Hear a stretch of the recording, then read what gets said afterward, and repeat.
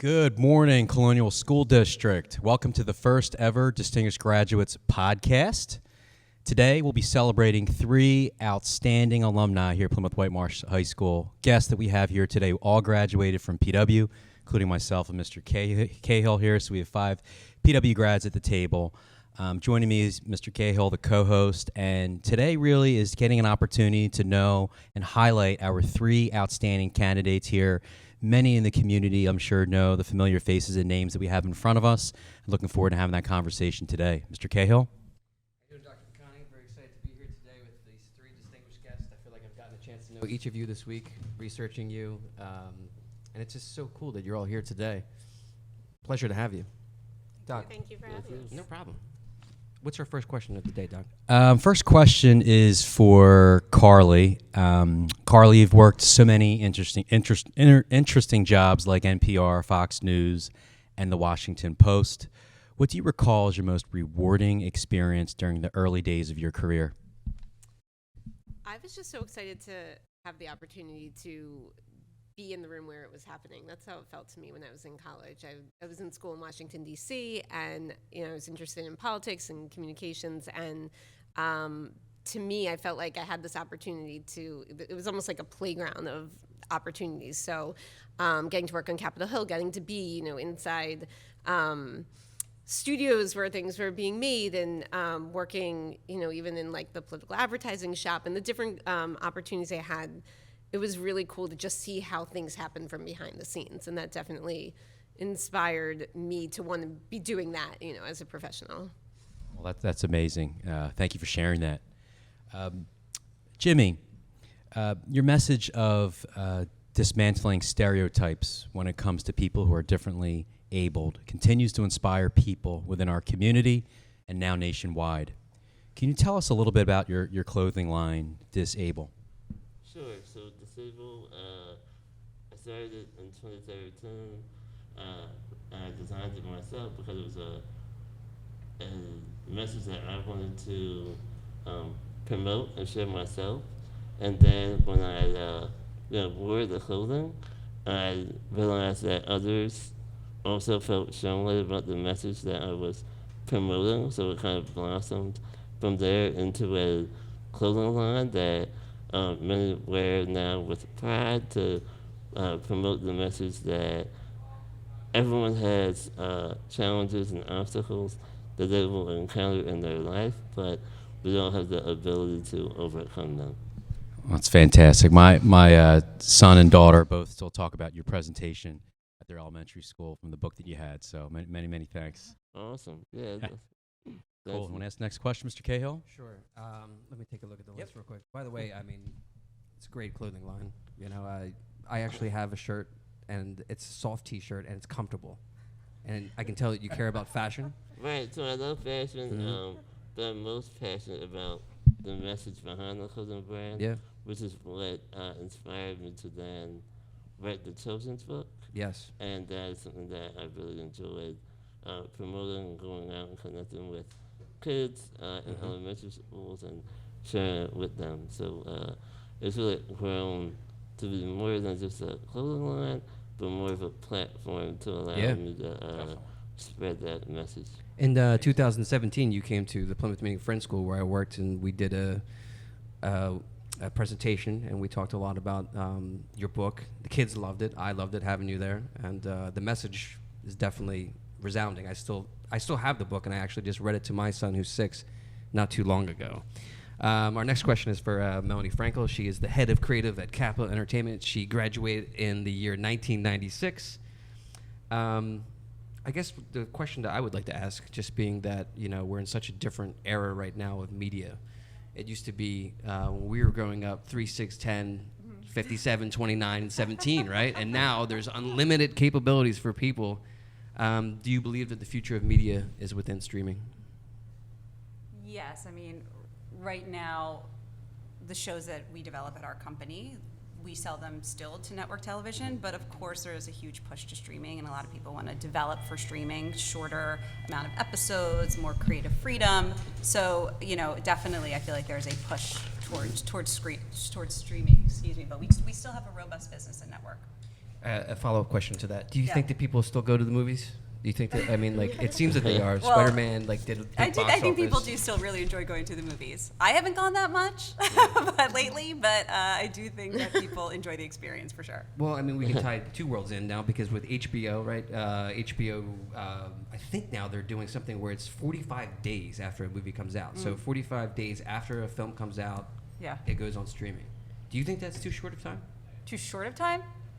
Or do you think that's No, perfect? I mean, I'll speak for my family where my kids like the instant gratification. Like they see a billboard, they want to watch that movie, and they're really excited when it's coming out simultaneously on streaming and the theater.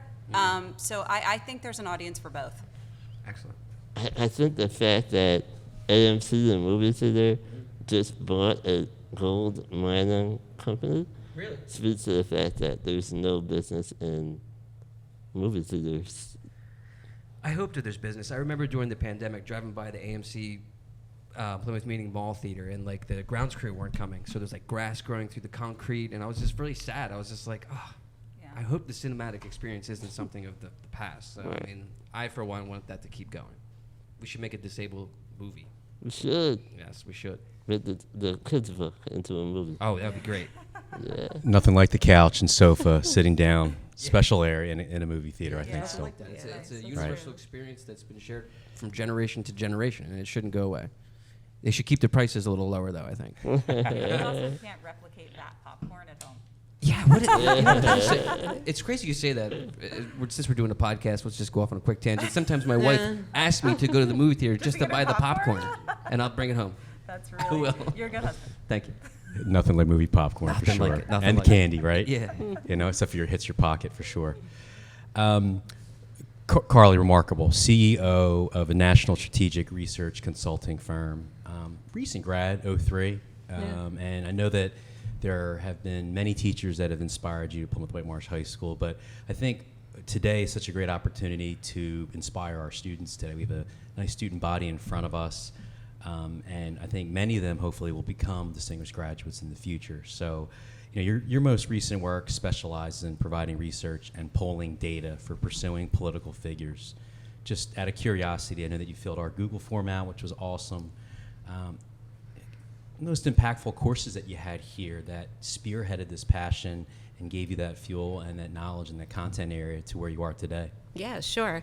So I was always somebody who loved math, but I would say that having an AP statistics course my senior year with Mr. Marcus, that was the first time I was able to see that there was a real world application of math where it wasn't just textbooks, and where, you know, there was a way that it could be used to provide information, provide insights, you know, and impact decision-making things. And then separately, in high school, I found myself developing an interest in politics and government, and you know, I'd taken an AP government course as well, and that was ultimately a field that I wanted to pursue. I went to school in Washington, D.C. I pursued a political communications degree, but it wasn't until I was coming out of college and there was an opportunity for me to pursue a political polling firm that I realized there was this way to marry math and government and politics and communications all together. So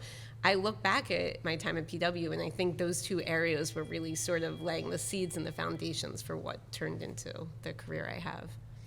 That's terrific to hear, and I think many of our teachers need to hear that as well, the difference that they're making in the students' lives, and obviously yours, and that story is going to be told today in front of our students, which is terrific.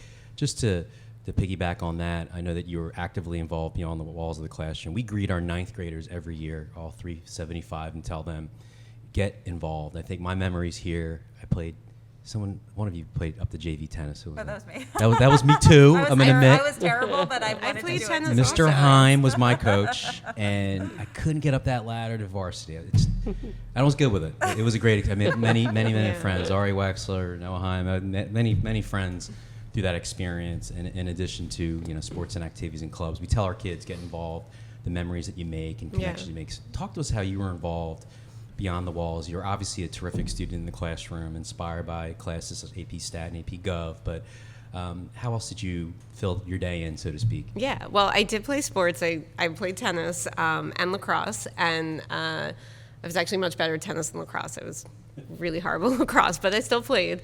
But one of the things I was really involved in high school was Best Buddies. And that was a program that had only recently started. And I kind of took that under my wings with Mr. Carr and really developed the program, helped build it out, helped pair kids with special needs with kids in high school. And, we did activities together. There were one-on-one activities. There were opportunities just to make these kids, feel like they were having a normal high school experience. And actually, it's been 20 some years and I'm still in touch with my best buddy today on a pretty regular basis. So it's really been remarkable. I saw that in the list of extracurriculars that you sent. And I was like, oh my God, I wish we had that when I was there. Like, I actually noticed that. I would second that. 90.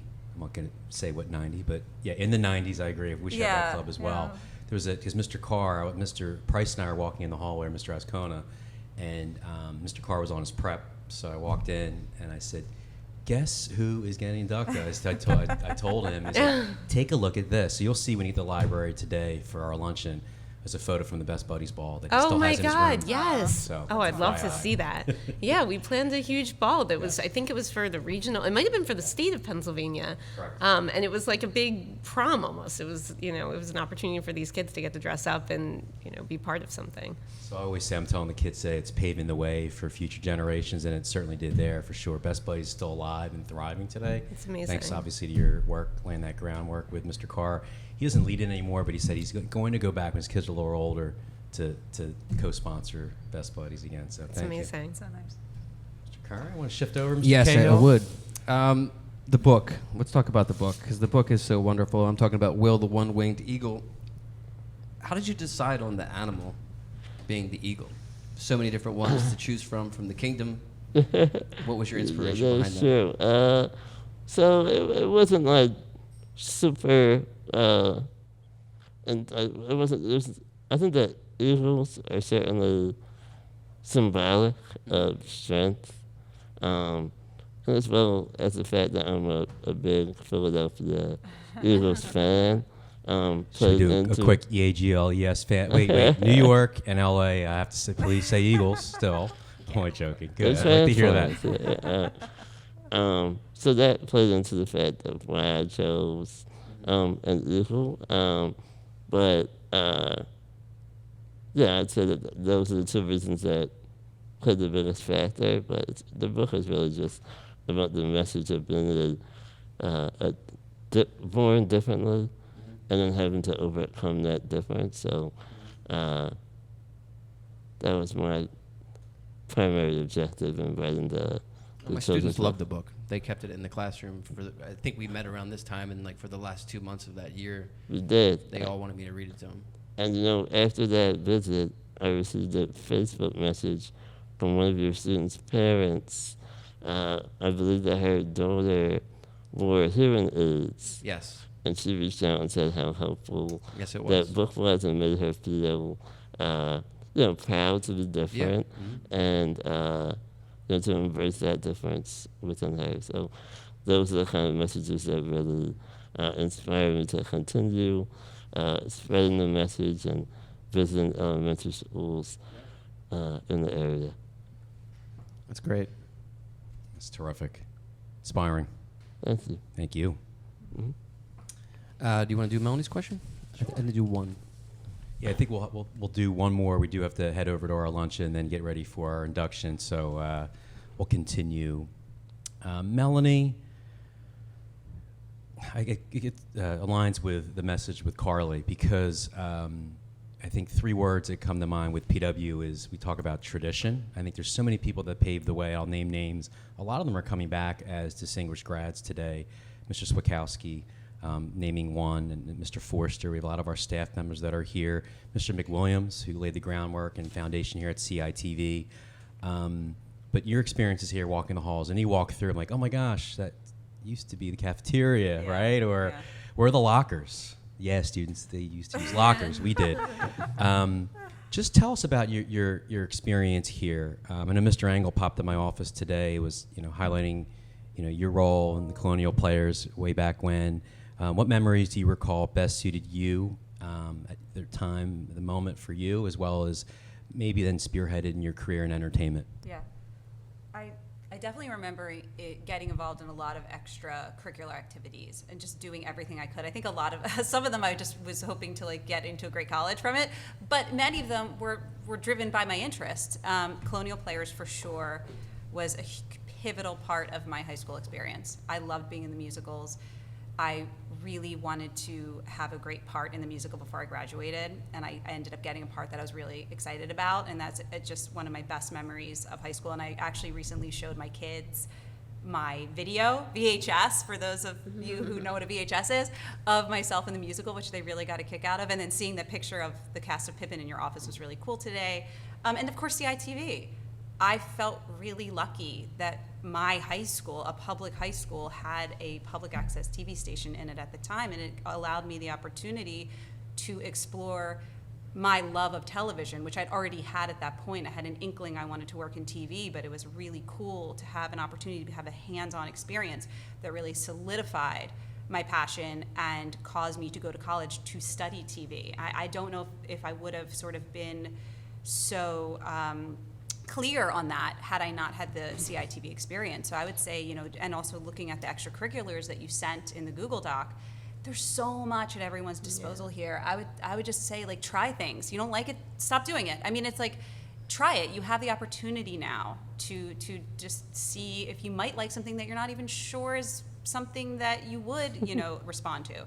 So to me, I think everyone who goes here should really understand just how lucky they are to have, like, it's just so many great opportunities here.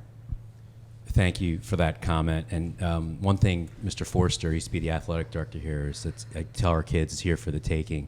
It's worlds, and I wish I had that opportunity more of, as our students do today when I was here as a student, but so many opportunities for them in the classroom. We recently changed our schedule. You were here for the block, Carly, I think? Yeah, I was. So we had 4 block. You three of us think we're here for probably the traditional schedule. I was the last class to have the Traditional. traditional. I remember the switch block 1998 Yeah, was it the was last. block Big deal, scheduling.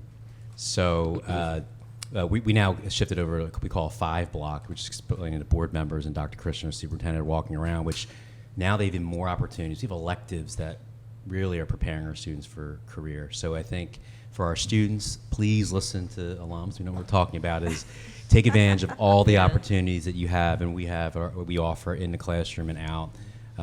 It's well worth it. And I think we tell them too, you're right.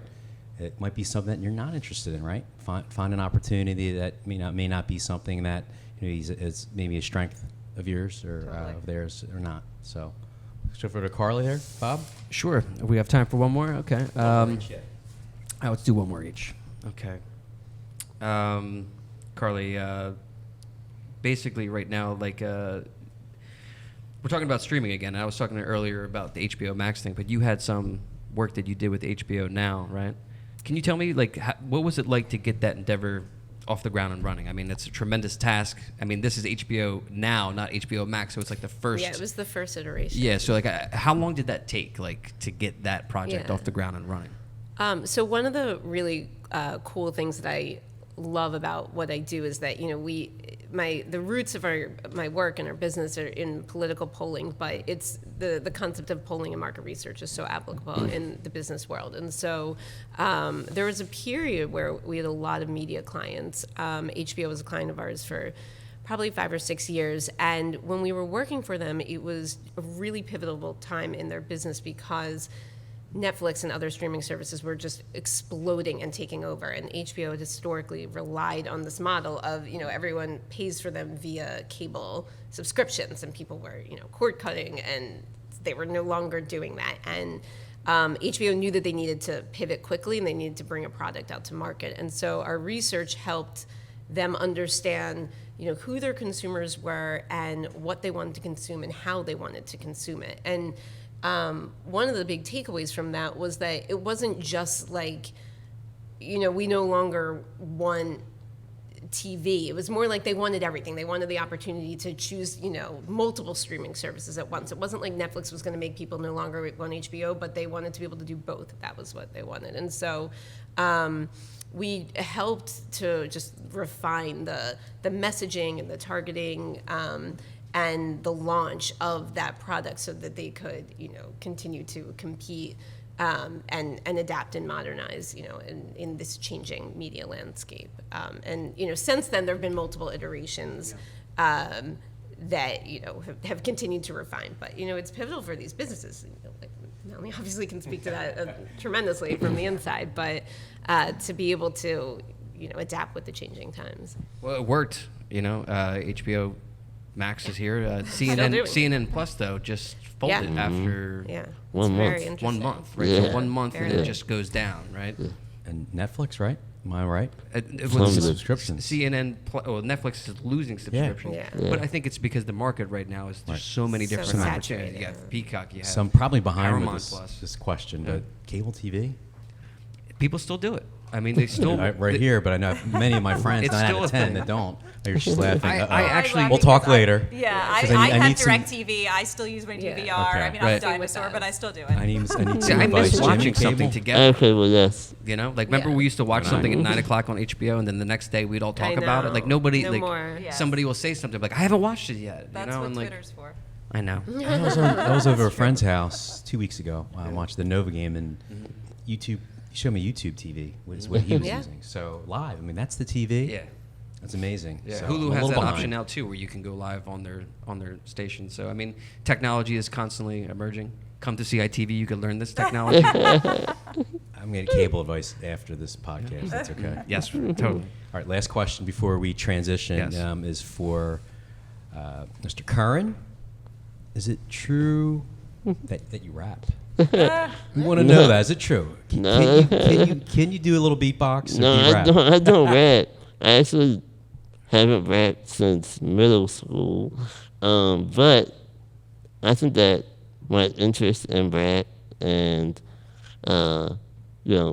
writing really has always been a hobby of mine and something that I enjoy doing, self-expression, telling my story from my perspective, because I think that it's often misconceived. So I've always enjoyed writing.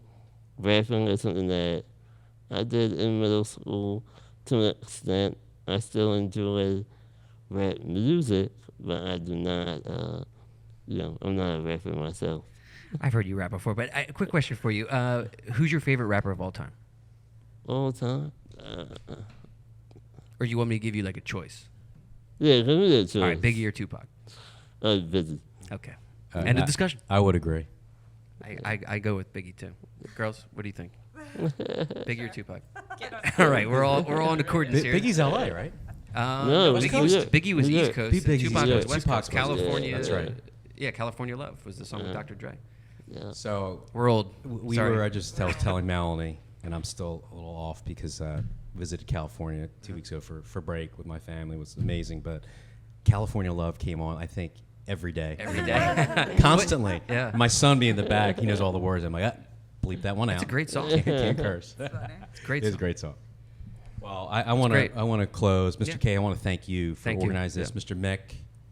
Thank you, Mr. Behind the McWilliams back there in the way control back, booth. Man, wheels of steel on the back. I want to welcome our 3 distinguished. It's been 3 years since we've had a ceremony, and the most excited that we've been in as a community, as a board, as a school, with administration having just outstanding inductees this year. Miss Melanie Frankel, Miss Carly Cooperman, Miss Jimmy Curran, and I know from speaking on behalf of the DGO board, the staff at PW, and our students today, which you'll see is many, many thanks for being here today, traveling today from New York and then coming from California, and you and I working out dates, et cetera. Yes, and thank I you. really, really much appreciate you being Yes. here, and Jimmy, I know how busy you are as well. So I want to thank you for your time, sharing your story. Looking forward to today's ceremony. Thank you. Thank Pleasure. Thank you, everybody. Thank you. Thank you. Have a good night.